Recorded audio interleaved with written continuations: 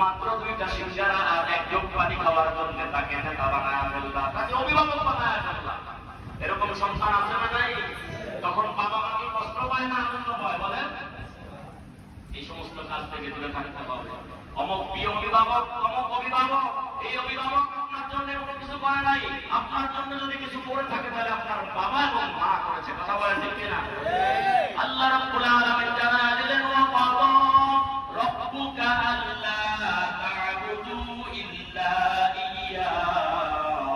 ও পৃথিবীর মানুষ শুনে নাও, বুঝে নাও, ভালো করে জেনে নাও, আমি আল্লাহ ছাড়া অন্য কারো ইবাদত করবা না, অন্য কারো কাছে মাথা নত করবা না। কথা বলেছেন কে? আল্লাহ বলছেন আমি আল্লাহ ছাড়া কারো কাছে মাথা নত করবা না, আমি আল্লাহ ছাড়া কাউকে সেজদা দিবা না। কথা বলেছেন কে? وَقَضَى رَبُّكَ أَلَّا تَعْبُدُوا إِلَّا إِيَّاهُ وَبِالْوَالِدَيْنِ إِحْسَانًا।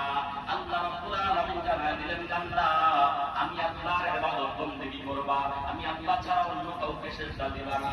আমি আল্লাহর ইবাদত বন্দেগী হয়ে গেলে মা বাবার সাথে সদাচরণ করবা, ভালো ব্যবহার করবা। وَبِالْوَالِدَيْنِ إِحْسَانًا, মা বাবার সাথে সৎ ব্যবহার করবে, ভালো ব্যবহার করবে। হুকুমকার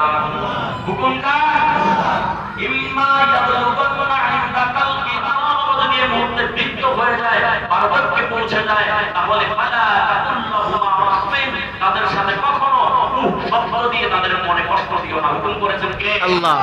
তাদের মনে কষ্ট দেওয়া যাবে না। আজকে আমরা শব্দ বলি নাকি জারিওগিরি বলেন? জারি দেই না আমরা বাবা মাকে? বাবা মার সাথে ঝগড়া করে এমন সন্তান আছে না নাই? বাবা মাকে ঘর থেকে বের করে দেয় এমন সন্তান আছে না নাই? এই বাবা মাকে সৎ ব্যবহার করা ফরজ, বাবা মার সাথে ভালো ব্যবহার করা ফরজ, ফরজ লঙ্ঘন করেছে, এজন্য ওই সন্তানগুলোকে ঘর থেকে বের করে দিবেন। এলাকাবাসী এক হয়ে পারবেন না ইনশাআল্লাহ? জি। যেহেতু সে আল্লাহর হুকুম